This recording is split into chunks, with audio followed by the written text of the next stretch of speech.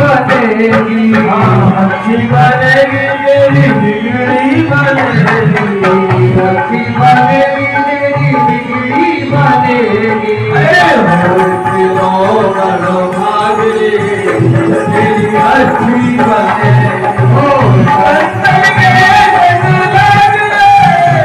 तेरी अच्छी बनेगी,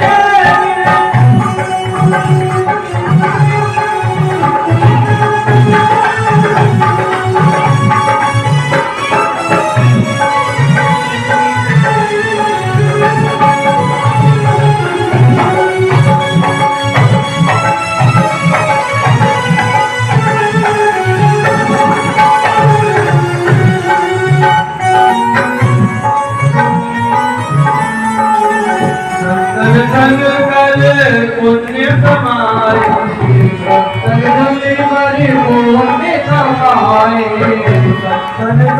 करे पुण्य कमाए, सत्संग करे पुण्य कमाए, सत्संग करे पुण्य कमाए। तेरी अच्छी बनेगी, सत्संग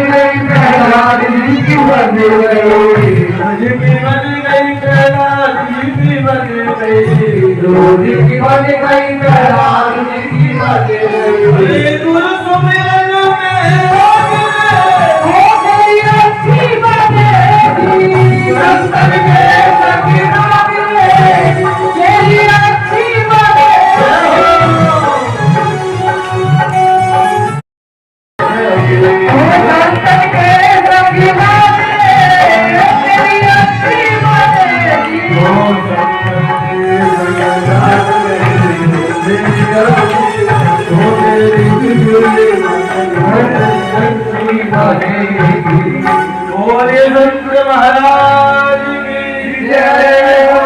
अब जितने ये विलास वाले सबने बात चले हो, अब सब देखेंगे सर, आप बोले नहीं होंगे।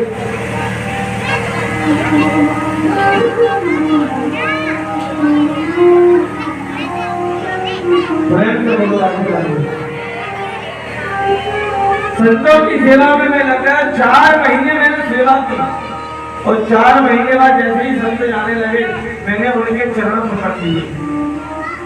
गुरुदेव अब मुझे कथा कौन सुनाएगा भगवान की, मैं तो आपके साथ ही चलूंगा, मेरा मन नहीं लगता। कहने लगे बेटा अभी तुम्हारे ऊपर मात्र ऋण बाकी है, और जब तक तुम्हारी माँ जिंदा है तब तक तुम मुझे छोड़कर संत नहीं बन सकते।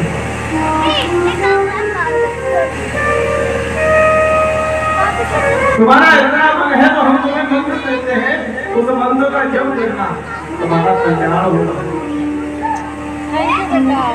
तो प्यार जी वो मुझे मंत्र देकर के कहे ओम नमो भगवते वासुदेवाय। ये द्वार साचा 12 स्वर्गाधिक 88,000 ऋषियों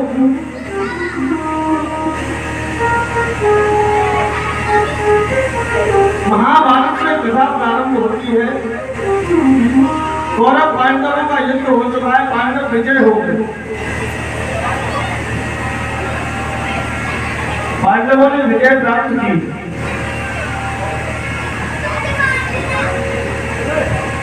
दुर्योधन बचा है, 99 भाई मारे जाते हैं।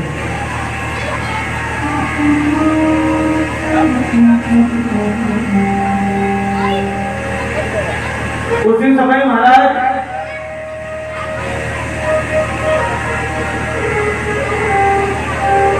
अश्वत्थामा आया, बोले मित्र तुमने मुझको नहीं बुलाया। दुर्योधन कहने लगा भैया भीष्म पितामह द्रोणाचार्य तुम्हारे पिताजी कर्ण जैसे योद्धा सब मारे गए, तुम क्या करें? बोले नहीं तुम मुझे तो बुलाते, अभी भी मैं पांडवों को मारकर तुम्हें विजय प्राप्त करा सकता हूँ। दुर्योधन बोला अगर ऐसा हो जाएगा ना मित्र, तुम्हें आना है, राज्य भी तुम्हें दे दूंगा। ठीक है। तुरंत महाराज तलवार से चाकू से अपने हाथ को काटा और तिलक किया अश्वत्थामा को। और जैसे ही तिलक किया, जब ब्राह्मण के मस्तक पर रक्त का तिलक लगा, बुद्धि बिगड़ गई महाराज।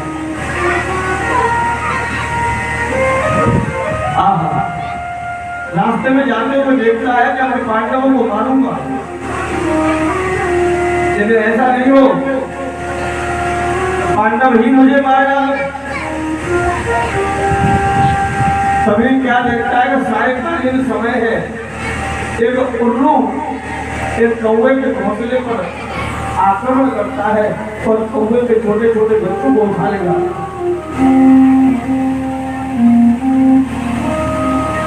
आज एक ब्राह्मण का बेटा शिक्षा ले रहा उल्लू से।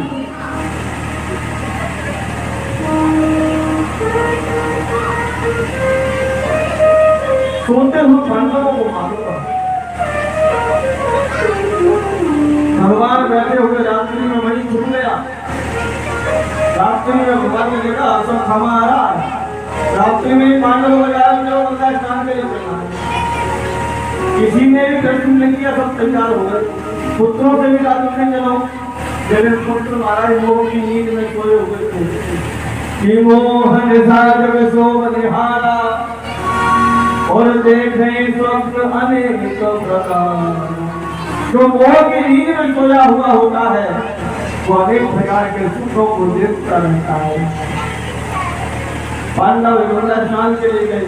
इधर रात्रि के समय अश्वत्थामा आया। उसने पांडव समझ करके उन 5 पुत्रों के सर घर से अलग कर दिया। एक पोटली में बांधी और बांध करके ले गया।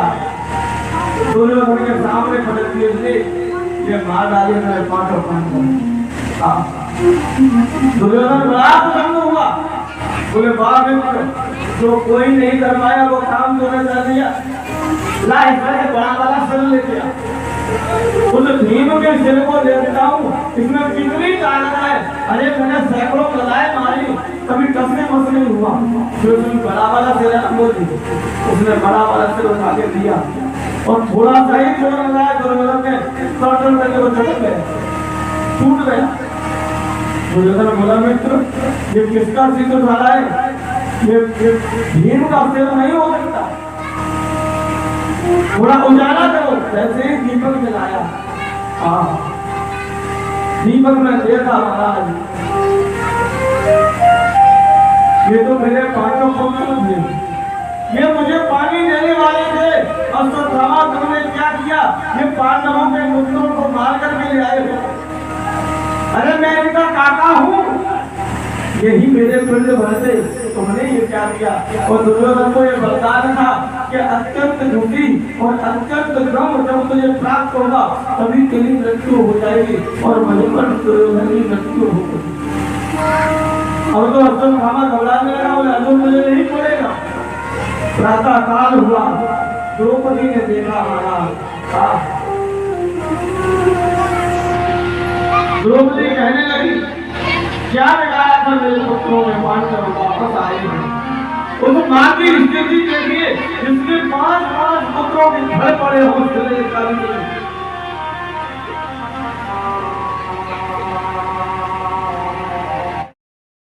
अरे पुत्र वियोग क्या होता है नहीं समझ सकती। अरे ये पूर्वमाता के पुत्र हैं, उनके पिता को तुमने पहले ही मार डाला। जिस माँ की गोदी पाकर के तुम इतने बड़े हुए, उसी माँ की गोदी बिना बालक के सूखी करना चाहते हो।